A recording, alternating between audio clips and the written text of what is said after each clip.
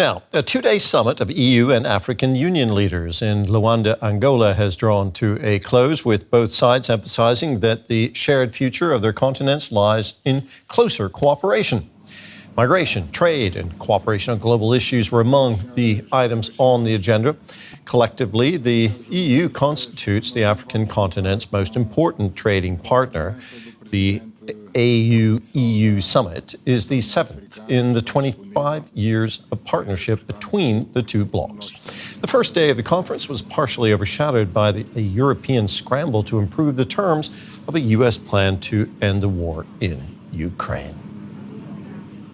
Well, for more on this, let's bring in Ikemesit Effiong. He's a managing partner at SBM Intelligence. That's a Lagos-based political risk consultancy. He's an expert on EU-Africa relations.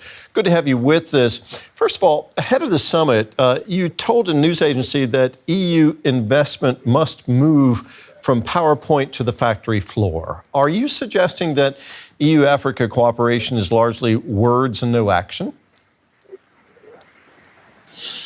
Well, that's the impression that many African governments have of the current state of EU-African affairs. If you look at, for example, the efforts by a number of West African countries to force strategic European withdrawal in the Sahel, in West Africa, and also the comment, right, by many African policy watchers, but even government officials about the perceived lopsidedness of recent trade agreements, but also, enforcement around import quotas, around quality standards, but also the emerging rhetoric in many European countries around migration, a disproportionate amount of which affects Africans, right? The overwhelming sense is that the African-European relationship right now is at something of an inflection point, and other geopolitical competitors, amongst which are China and India, seem to be doing a better job of the continent on engaging with African countries on developmental terms that are seen as more representative or more cognizant of Africa's developmental needs. So this summit really needed to set a tent pole in terms of Europe re-emphasizing the fact that it is a suitable trade partner, but it's also a stable engagement partner on a number of shared priorities as well.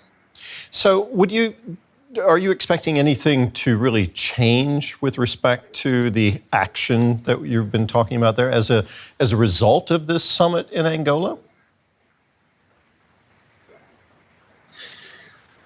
I mean, well, it depends. The interesting thing from the African side of the ledger is that it's pretty clear what European partners appear to want, right? I mean, away from the speeches and away from the announced commitments, right?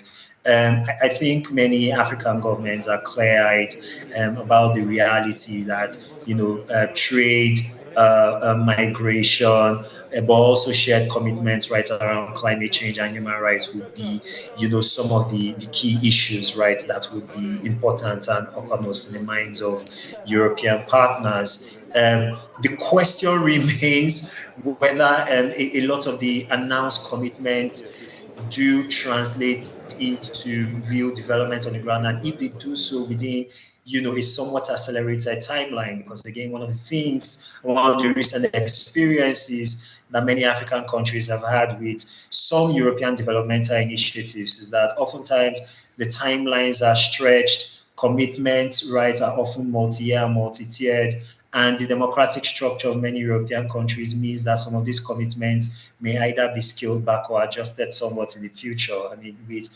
for example, the ascent of Donald Trump into office, right, in Washington, a lot of European countries scaled back on their aid and climate change commitments, right, on the continent. Right. And that's something that, away from the pomp and circumstance, many African leaders and many African governments are clear-eyed about.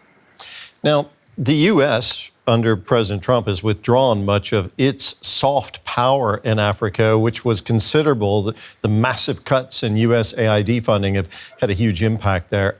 Who, if anyone, is filling the gap left by the U.S.?